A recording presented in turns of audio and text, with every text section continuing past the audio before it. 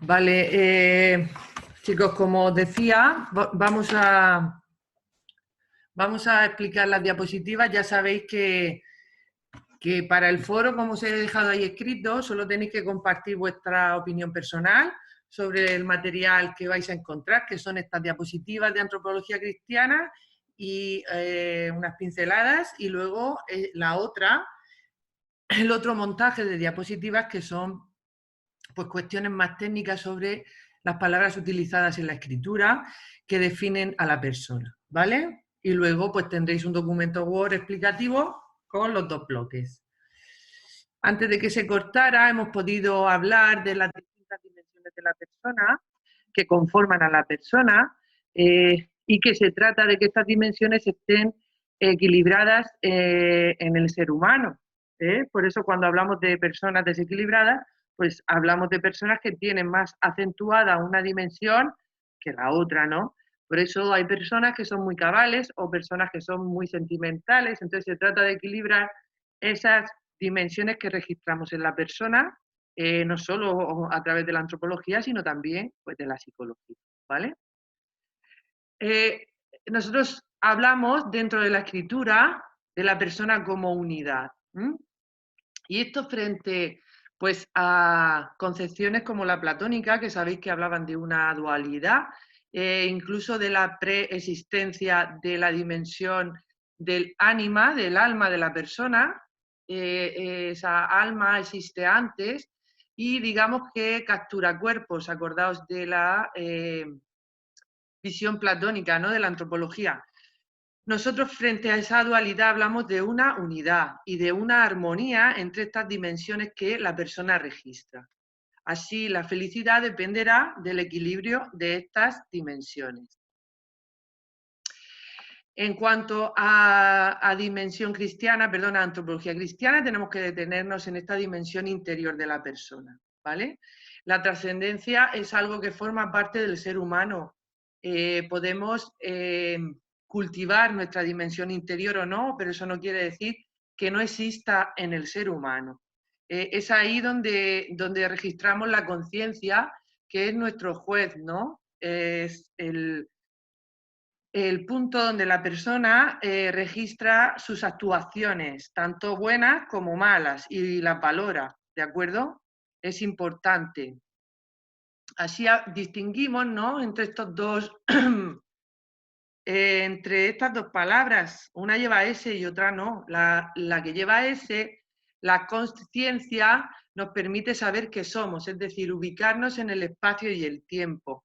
Pero la conciencia nos permite saber qué y cómo queremos ser en ese espacio-tiempo. Por eso es tan importante. Nuestra tarea fundamental es la vida nuestra. Y para eso no solo tenemos que saber que existimos, que es ser conscientes, sino para qué existimos.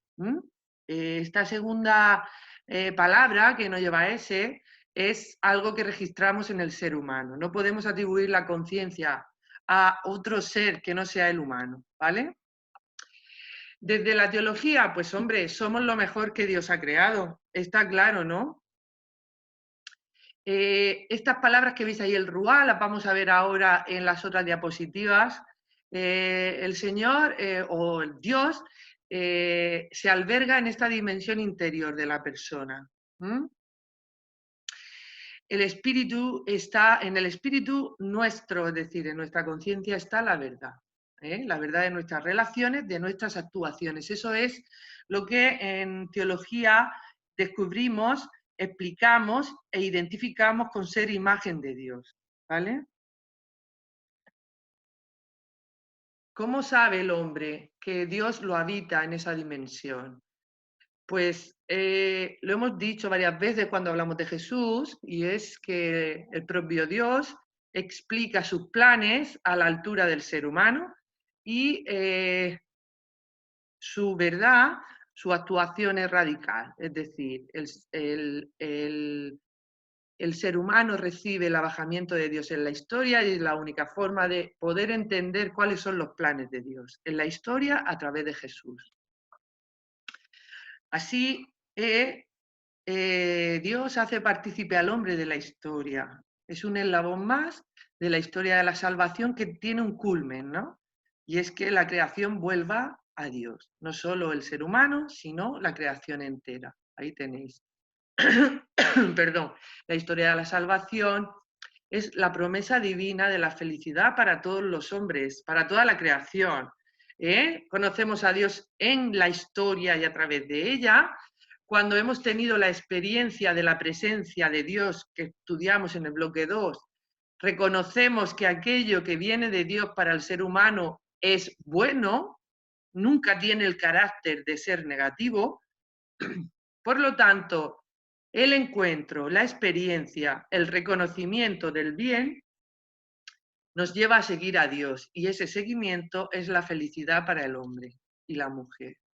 ¿Vale? Aquí tenéis una síntesis, ¿no?, de la elección, de qué pasos son los que Dios sigue, ¿no? Y se repiten siempre en toda la historia de la salvación. Dios elige a la persona, la persona se descubre a sí misma. Entonces, claro, en esa dimensión interior la persona conoce su propia capacidad de la trascendencia. Entonces, bueno, la respuesta a ese Dios que nos interpela no puede ser otra que la afirmativa. ¿Por qué? Pues porque la forma de actuar de Dios es una forma, ¿cómo diría yo?, delicada. Nunca jamás es forzada. Entonces, si el hombre se siente libre, se siente amado y pleno, tiene lugar la alianza. Ahí tenéis elementos de esta elección. Es otra manera, otra diapositiva que explica lo mismo, ¿no? Dios interpela al hombre, lo distingue del resto. Esto es la historia de la salvación. Tanto en el Antiguo Testamento como en el Nuevo Testamento aparecen claros estos elementos de la elección. El Dios distingue al ser humano del resto de los seres creados, además lo llama por su nombre. La respuesta del ser humano que ha tenido la experiencia de Dios es afirmativa. Aquí estoy o qué quieres de mí. Y por último tiene lugar el pacto. Estas palabras son repetidas una y otra vez en la historia de la salvación y es el acompañamiento, es la presencia y es la garantía de que Dios no nos deja solos. Ya sabéis que la parte del pacto de Dios es siempre perfecta. El último tema que explicaremos es la alianza. Aquí tenéis algunos ejemplos de elección divina, es decir, desde el primero que es Abraham hasta María de Nazaret, cuando es interpelada para la gran misión de ser la madre del creador, de Jesús, del creador, ¿vale? Jesús es la palabra definitiva, ahí tenéis la antigua alianza, la promesa y el cumplimiento con la encarnación de Jesús, su momento histórico radical, ¿vale? Jesús, modelo de ser humano, nos enseña a desarrollar esta dimensión donde tiene lugar el diálogo con Dios. Él explica una relación íntima con el Padre. Esta presencia, esta relación, esta intimidad dispone su corazón para poder llevar a cabo la misión y con fortaleza. Se sabe acompañado, porque este Dios es ese Dios para el que nada hay imposible, como le explica también a María de Nazaret. Por lo tanto, su vida es desarrollada según esa relación íntima con Dios Padre y el Espíritu. Así, la respuesta, ¿no?, a esta relación tan íntima es la única oración que Jesús enseña. El resto de oraciones que registra la historia, la Iglesia, es fruto de la piedad y de la Iglesia en sus inicios y en su despliegue. Así que la manera que tiene Jesús de orar es hablar con el Padre. Entonces, bueno, ya vemos cuando Él tiene ese momento de intimidad con su Padre, Jesús se retira se va solo a un lugar apartado, en el lago, en Getsemaní, en la cruz incluso en su agonía. Y bueno, Jesús habla de una oración pura, y una oración pura no suele ser repetir estrofas, sino tener un diálogo con el Padre que tenga respuesta, ¿no? Por último, en este montaje, en estas diapositivas, os dejo esta cita de Mateo, ¿no? Cuando vayas a orar, entra en tu cuarto y cierra la puerta y reza en lo secreto. Bueno, esta puerta y este cuarto habla del ser humano y de encontrar o conectar con esta dimensión interior, ¿vale? Vamos a pasar a las otras diapositivas de la antropología teológica. Estas son un poco más técnicas, como os digo, vais a ver nomenclaturas. Mirad, del Antiguo Testamento y del Nuevo Testamento, incluso contenidos que son filosóficos, que está bien que los leáis, que podéis luego incluso compartir en el foro que os ha parecido. Para empezar, hay una definición de qué es el hombre. Yo pongo aquí varios enunciados que a través de la historia los grandes filósofos han usado para definir el ser humano. Hay una práctica que hacemos en la DECA presencial que podéis hacer en el foro, y es hacer vuestra propia definición del ser humano a partir de los apuntes, a partir de estos enunciados de los filósofos, y podéis compartir. ¿Vale? Aquí tenemos las distintas dimensiones que hemos explicado: la corporal, la racional, la de los sentimientos y, por último, la de la conciencia o el espíritu, en la que nos hemos detenido antes, ¿vale? Aquí tenéis las distintas dimensiones del ser humano, todas ellas conformadas para dar lugar a la persona. Estas palabras que tenéis aquí son las que utiliza la antropología bíblica para definir al hombre, a la antropología, ¿no? A la conformación de la persona en el Antiguo Testamento. Estas dimensiones que hemos explicado del cuerpo, del alma, son explicadas desde antiguo a través de estos tres vocablos que pasamos a explicar, ¿vale? Vale. Pasar, primero de ellos, se refiere a la dimensión carnal, o sea, del cuerpo, la física, ¿vale? Aquí tenéis. Esta dimensión corporal de la persona lo habilita para relacionarse con los demás, con los individuos, y reconoce la parte corporal, aquello que el hombre tiene de frágil, es decir, el cuerpo tiene final, es finito, por lo tanto el ser humano como individuo que diferenciamos de otros, tiene un principio, tiene un final. Nefes se utiliza, mirad la definición, deriva de la respiración misma de la persona. A ver, un momento. Bien.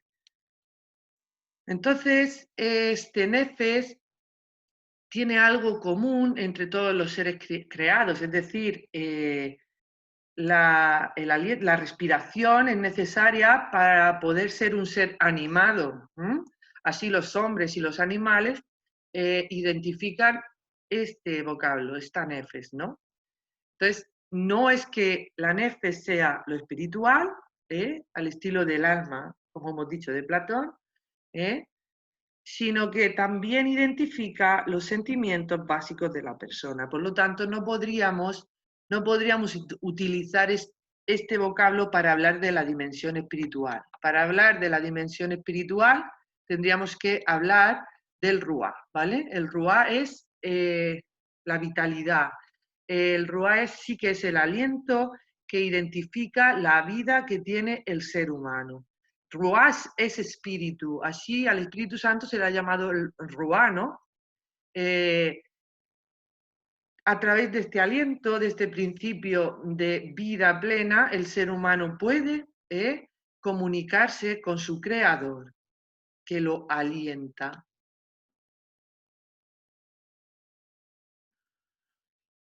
¿Vale? Entonces, aquí tenéis una síntesis de lo que hemos hablado, una recapitulación de la antropología bíblica. El hombre es la criatura,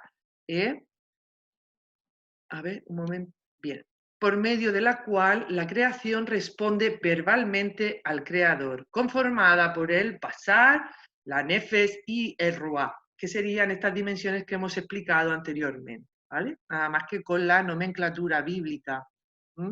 Aquí tenéis los dos relatos de la creación. Ya sabéis que hablamos de una creación desplegada en 7 días. Aquí lo tenéis, el relato sacerdotal, y este de aquí arriba es el relato yavista, que habla de la procedencia del ser humano a través de la creación. Dios da el principio vital al ser humano y del ser humano a dar, hablamos, ¿no? Utiliza estos elementos naturales, el barro, ¿no? Para crear, a modelar a la obra maestra de la creación, que es el hombre y la mujer, ¿vale? Lo podéis estudiar, es curioso porque tenemos el relato de la creación a través de los 7 días y luego tenemos el relato yavista que habla de los elementos naturales para explicar el mito, ¿no?, de la creación del ser humano. Y aquí tenéis la reflexión de los dos relatos de la creación, ¿vale? Aquí tenéis los textos del Nuevo Testamento o la antropología bíblica de los evangelios y de San Pablo, ¿vale? Estas palabras que el Antiguo Testamento utiliza son utilizadas en el Nuevo Testamento, pero ya sabéis, en el griego original que es puesto por escrito, en el que es puesto por escrito el Nuevo Testamento, como explicamos en las diapositivas de la introducción a la Biblia. Entonces aquí tenéis como los evangelios sinópticos, ya sabéis que los sinópticos son aquellos evangelios semejantes, sacamos a Juan, hablamos de Mateo, Marcos y Lucas. Entonces hablan de cómo la antítesis de Adán y Jesús, la promesa cumplida, cómo este Jesús tiene la particularidad de la intimidad con Dios, algo que en el Antiguo Testamento es impensable, y cómo este ser humano, este hombre, es un oyente, un escuchante de la palabra, pero en términos de ponerla en práctica, no solamente, o sea, no solamente en términos, digamos, corporales, sino también espirituales, y ya entra en juego las distintas dimensiones que hemos explicado anteriormente. Aquí tenéis la terminología antropológica, aquí hablamos ya de psique, equivale a la nefes. Lo que pasa es que aquí hablamos, como digo, del término griego en el que se pone por escrito el Nuevo Testamento, y tenéis la equivalencia con el nefes, que no con el ruá. Mirad que dice, ¿de qué le sirve al hombre ganar el mundo si arruina su alma, su psique? Pues ¿qué puede dar el hombre a cambio de su alma? Es decir, al ser humano le interesa ganar en otro sentido, no en el sentido corporal, sino en el sentido espiritual. Mirad, aquí tenéis la síntesis. La psique entonces viene a significar el principio de la existencia, la vitalidad, pero la dimensión espiritual, mirad, vendrá más abajo. Soma es el cuerpo, por lo tanto es la sarx, basar, lo que hemos visto antes, identificamos como basar, la individualidad de la persona que permite evidenciar que hay otros individuos físicos distintos a nosotros. Así, este soma, la sarx, que es la carne, identifica en la persona las necesidades primarias biológicas. ¿Vale? Aquí tenéis cómo Pablo utiliza esta psique, San Pablo, Es una teología, esta de San Pablo, muy rica. Aquí tenéis una síntesis que está bien conocer. Él utiliza la psique, ya sabéis que San Pablo viene de los ágoras griegos, de compartir las interpelaciones filosóficas, por lo tanto tiene una tradición filosófica determinada y clara. Y él, para él, la parte del ser humano que comunica con Dios es el neuma, que se identifica con el ruá hebreo.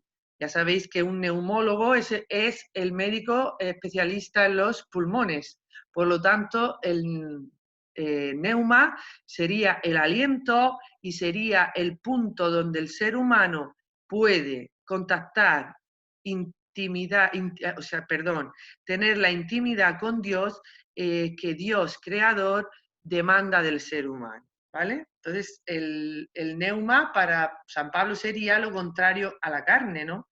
Y él hace mucha hincapié, San Pablo tiene una teología moral muy rica y digamos que contrapone una dimensión a otra, que a lo mejor, bueno, podríamos afinar un poco más y a lo mejor no se trata tanto de contraponer, sino de equilibrar las dimensiones de la persona. Aquí tenéis a San Pablo, si puedo bajar las diapositivas.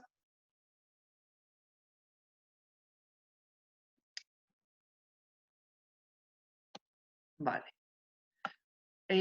Síntesis o conclusión de San Pablo, que podéis leer tranquilamente a ver qué os parece. Hay varias citas bíblicas que os pueden ayudar a profundizar. Y aquí tenéis la síntesis, ¿no? La síntesis de la antropología bíblica del Nuevo Testamento, de los sinópticos y de San Pablo. A continuación vais a tener unas reflexiones sistemáticas con unas definiciones más actuales en cuanto a las dimensiones del hombre. Primero veis que el hombre es cuerpo, eso le posibilita ser en el mundo, en el tiempo, es decir, espacio-tiempo, consciencia. Como antes explicaba en las otras diapositivas, el ser humano es en el mundo, en el tiempo en el que vive, es finito, es un ser sexuado, comunica su yo, ¿vale? El hombre también es alma, es decir, tiene el plus de por encima del resto de seres creados, puede identificar los signos de la historia, que vamos a explicar ahora que nos toca vivir un tiempo histórico tan determinado y tan especial.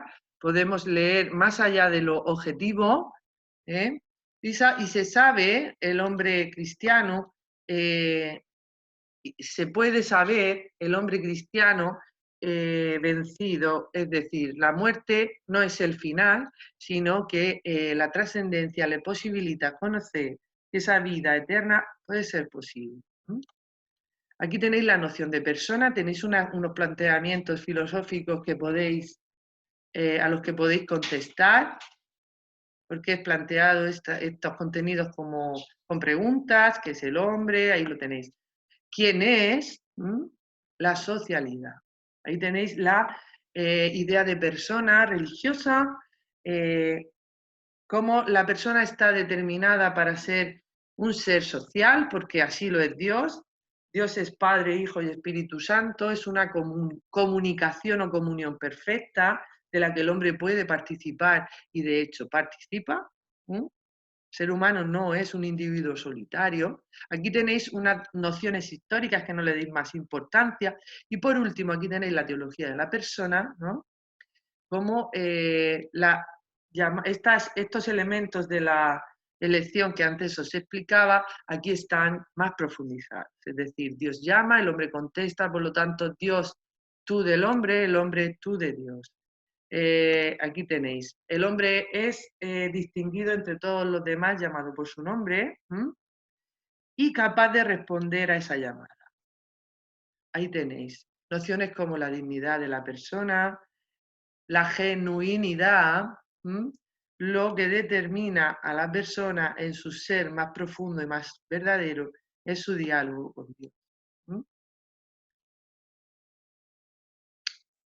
Persona y libertad. Ya os digo que todas estas diapositivas se profundizan en las anteriores, las anteriores son una síntesis y esto es una profundización, ¿no?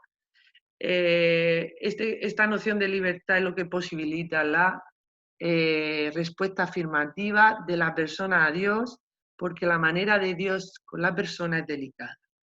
Es decir, Adán comete pecado por ser libre, entonces, bueno, Dios es delicado. La respuesta para con Dios es algo libre y voluntario, nunca es forzado. Si no, nuestro Dios no sería el Dios del amor.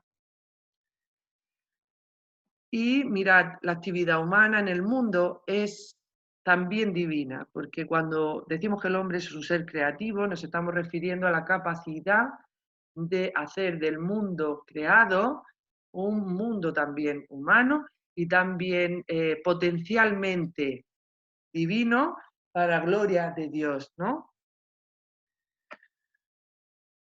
Ahí tenéis. La mundanidad es asumida por Jesús. Acordad de la flechita del otro montaje, donde hablamos del cumplimiento de la alianza, de la promesa. No es otro que Jesús. Y por último, ¿qué dice el Vaticano II? Referente, aquí tenéis una síntesis de una encíclica muy importante del Vaticano II, que es la Gaudium et Spes. Os invito a que la leáis, la busquéis. Es un documento importantísimo que habla de la teología de la persona. Vale, pues hasta aquí la sesión de antropología. Hay material que está muy bien para que os hagáis una idea global de la unidad que defiende la antropología cristiana. Nosotros no hablamos de una dualidad en la persona, cuerpo y alma, como si los griegos. Nosotros hablamos de una unidad. El ser humano es todas esas dimensiones a la vez, no es un ser que pueda despegarse de sus dimensiones en sí mismo, sino que la actuación del ser humano es de uno, de una por todas. No sé si me he explicado. Así lo vemos en Jesús y así lo entendemos a través de Jesús, ¿vale? Y hasta aquí, ya sabéis que para la semana que viene el foro es compartir lo que queráis sobre este material que es muy rico, que os puede hacer reflexionar y lo comunicáis en el foro, una apreciación, una reflexión, una pregunta, lo que vosotros estiméis oportuno y ya la semana siguiente se habilitará el test y nada, a ver si la última clase que la tenemos dentro de 15 días pudiera hacerla en directo y si no haremos lo mismo. La grabo y vosotros la veis cuando podáis, ¿vale? Vale, chicos. Hasta la próxima.